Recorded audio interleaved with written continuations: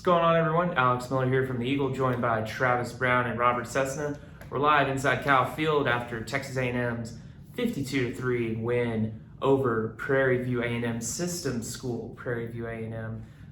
The Aggies, start to finish, really controlled the game in a game that they were expected to win big. Cease, what was your biggest takeaway from A&M's win? Well, the end result is what I thought. I would just say that I thought at times the game would break down with second or third stringers, but really I thought A&M dominated from start to finish, and I got to give their second and third, string units that got out there, players. It was, except for the Boast interception, it was A&M basically was the best team play after play. Yeah, Travis, what were your biggest takeaways from the game? Yeah, I think that not only did a lot of younger guys get to play, it was a lot of younger guys got to play more meaningful minutes than just the garbage time at the end. You could argue that the game never was really in question, but you had guys like Keith Brown and Ontario Jones and Moose Muhammad getting some really key snaps and doing some good things earlier in the ball game than just the end of the game, and that was really, really good to see. And then, the thing everyone's gonna remember about this game was the hit that Antonio Johnson laid on their quarterback to force that fumble for the one defensive touchdown of the game. He just absolutely smoked that quarterback, and so that's probably the two biggest things that stand out to me. Yeah, kind of going through the box score, if I can flip my page here. There we go, that one. Get a little help. Yeah, so Isaiah Spiller and Devon Chain each getting 70 yards, and then, they kind of go back. Oh, excuse me, Amari Daniels, he had 70 yards alongside Isaiah Spiller. Devon Chain yards with 2 touchdowns. Then LJ Johnson, he got quite a few looks. He had the most carries out of all the running backs, 66 yards and 11 carries. Like you said, a lot of backups getting time.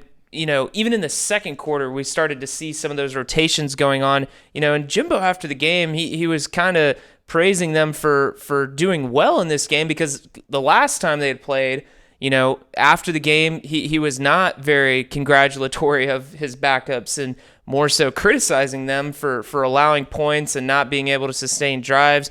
You feel like some of those guys came in with a little edge, knowing that they probably would see the field a little more today. Yeah, you got to think so. I was really impressed with Amari Daniels and what he was been able to do. He came right in, actually running behind most of the first team offensive line there early in, and picked up some really good yardage. Kind of got some injury updates today.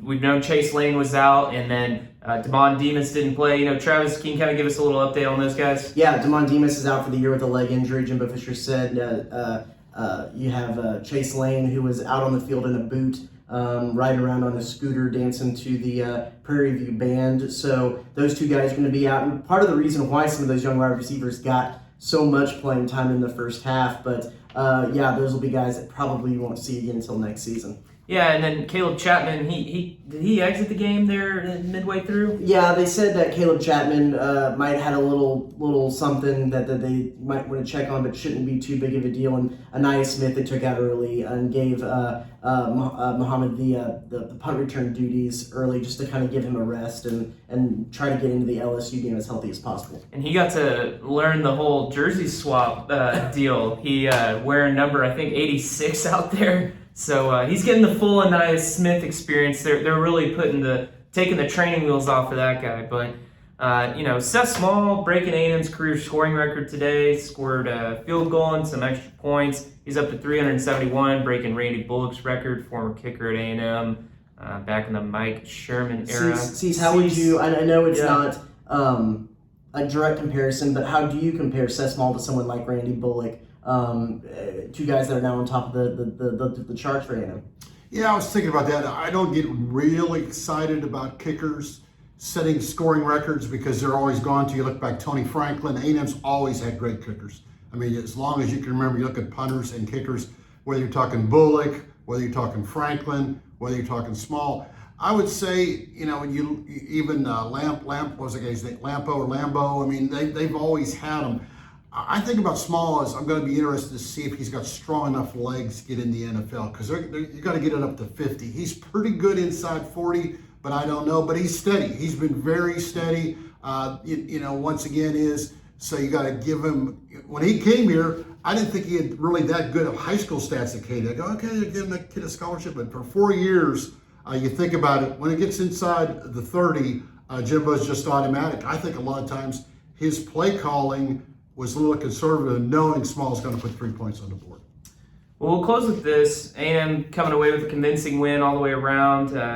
How does a win like this maybe help A&M as they're trying to close out this season against an LSU team that they're going to be fighting for bowl eligibility in what's going to be Ed Ogeron's grand finale at Tiger Stadium? Yeah, I think it gives them confidence. You look at the defense and how they were able to fly around, especially early in the game, getting 4 sacks, I believe in the first 2 drives. At least I know 2 in the first drive, and were really flying around there. Wanted to pitch a shutout, Leon O'Neal said, but gave away those 3 points late. The one thing that was a little interesting to me is you have a guy in Zach Calzada who necessarily hasn't found his rhythm past that Alabama game, and they only throw the ball 15 times. He did have some really great throws. I mean, that pass to Muhammad on the fade on his back foot was just an absolutely unbelievable pass. Had a couple of crossing routes that were good, but you get in third down situations, and you look at the one time they did have to kick a field goal, the pass wasn't anywhere close. And when you get against when you've gotten against defenses that actually can hold their own, Jimbo Fisher's offense is one that you're going to face a lot of third downs because it's ball possession. They're going to run the ball. They're going to get into third and short positions. But a guy like Kellen Mond last year was usually always able to convert on third down, and that's how you keep the chains going. Zach Calzada right now is just not a guy that I am comfortable or confident with to be able to get those necessary third down yardage to keep the games going. That's kind of what's plagued in the last couple of games. I don't think I saw enough out of him in those kind of in-game reps to say that they utilized the time well with him. Cease, what do you think? Speaking of Calzada, great numbers, but he really missed a couple guys. The guy was wide open on the left, threw it high, and I don't want to dump on Calzada because you look at his numbers. It's just hard to take something out of this game because you're always taking the negatives, like, oh, the quarterback, them scrambled, he picked up 41 yards. They gave up a 100-yard rusher because the guy got 40 yards up the gut when there wasn't any linebacker there. But the bottom line is, how can a 49-point win be bad for you? I mean, it is what it is. The seniors had a good time. It's the last game also for the guys like Spiller and Leal. They had a good time. So all had a good time. That doesn't mean we're going to have a good time when we're talking, in a week from now, late at night from Baton Rouge, because what happened today will have no bearing. The only thing that I will glean from this game is they had one penalty, and that was by Deuce Harmon when the game was out of reach after having 10 penalties last week. So they were focused. I will give them credit. They were focused from start to finish because I think Jimbo really got on them because they had 10 penalties last week, didn't show up. So I'll give them credit for being focused today. All right, that's going to do it for us here at Cal Field. Be sure to check theeagle.com and Sunday's paper for all of our coverage from today's game. We'll see you next week. Perfect. And if we look ho-hum, it's because it was Prairie View.